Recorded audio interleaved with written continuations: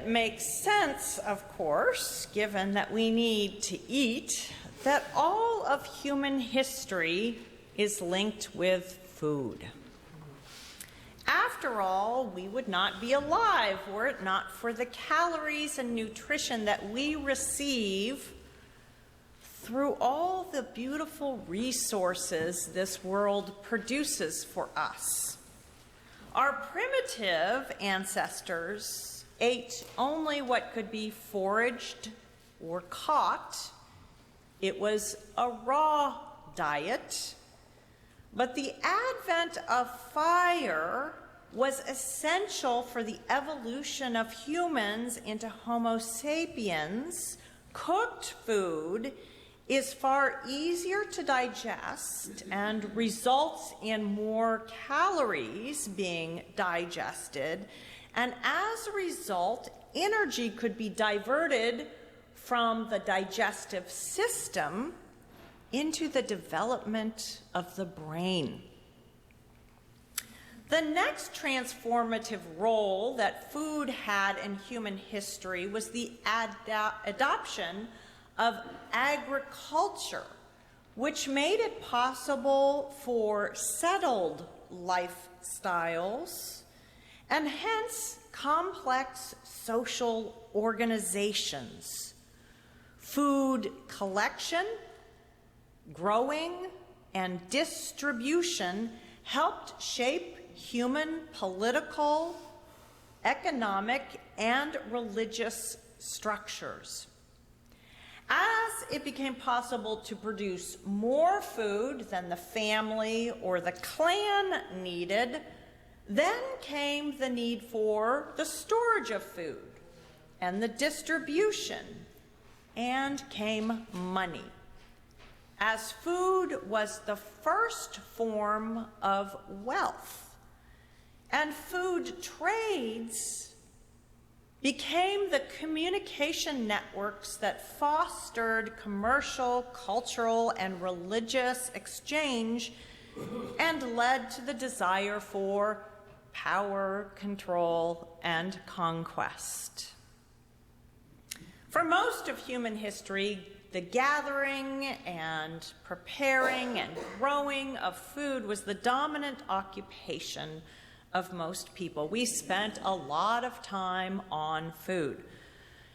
No wonder that Jewish rites and practices centered themselves around foodstuffs, animal, grain, and fruit, those things that should be offered in the temple, and those things that would be part of the celebration when religious observance took place around a common table. Where does Jesus go to find his first followers? Where men are busy collecting food, namely fish. We like to think that these early disciples stopped what they were doing and simply followed Jesus 24/7, but it is probably more likely that Jesus needed them to continue to do some fishing to supply his band of followers with meals. And they probably mixed their discipleship time with food gathering time. Hence, how much of the ministry takes place around those shores of Galilee. There are meals about which Jesus taught in his parables, celebrations for lost sons, banquets where the well-heeled refuse the invitation, and instead common folk are invited. Wise teaching, such as not taking a seat of honor, it's a little politically and spiritually smarter to be humble and to be invited to the seat of honor rather than to be told that that seat is not for you. Not only did Jesus teach about food and the table, there are tables where Jesus ate with tax collectors and prostitutes, with lepers, with the poor, with a multitude, miraculously supplied enough loaves and fishes somehow, with Mary and Martha, where food was probably plenty, but the lesson was around paying attention. This food-centeredness, by the way, is unique to Hebrew and Christian cultures and stands in contrast to the Greco-Roman world in which they cohabitated. For our spiritual ancestors, meals have an underlying purpose of making meaning.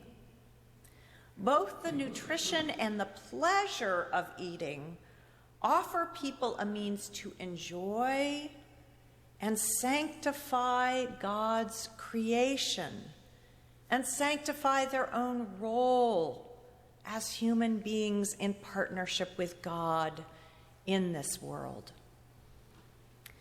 Fish were an essential part of the diet of the Greco-Roman Empire. Poor people could not afford large fish. Those were saved for the higher class people. And while the rich enjoyed their big fish, many persons could be fed on sardines and anchovies, for example, which could be caught en masse. And salted and dried fish were widely consumed, as was the staple, the ketchup of that era, called gyros in Greek or garum in Latin. It was a kind of fish sauce that was served on everything. So now we think about Jesus standing there on the shore, his resurrected form, asking for broiled fish. I think this is strongly suggestive of three things. First, it brings to mind all the teaching and eating that was part of Jesus' ministry.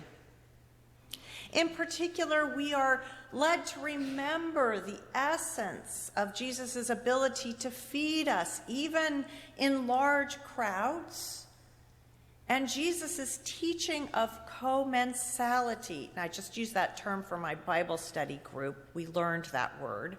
It simply means eating together. Jesus teaches us about eating together, commensality. Jesus will not let us forget that true community is formed broadly and beyond family, that strangers become friends and a town becomes a community when we eat together. And that this eating together is a form of sacrament. Second, it reminds us rightly who begins any meal, and that is Jesus. As the first to eat in this story, he begins another sacred gathering in which faith is explored and discovered. Jesus is always the host as we eat. Third, this suggests that the resurrected one has a real body. This is not the appearance of Jesus, ephemeral and ghost-like. It is one enfleshed and able to do that most essential human thing, eat. Whether you personally believe in the resurrection of the body, this passage still reminds us of the investment of the holy in the stuff of our world. As long as God deigns to be present in this world is the place where we encounter the holy. The holy is not something we only imagine, nor is it something separate. It's not that flesh and spirit are two different things. It is that both live together and are fully available to us in the mystery and the blessing, in the beauty of this earthly realm. Jesus' nourishment is our nourishment. To be sure, at the communion table, but also at any other table where we are guest or host, we are reminded of the provisioning of God in the beauty and tastiness and bounty of the table.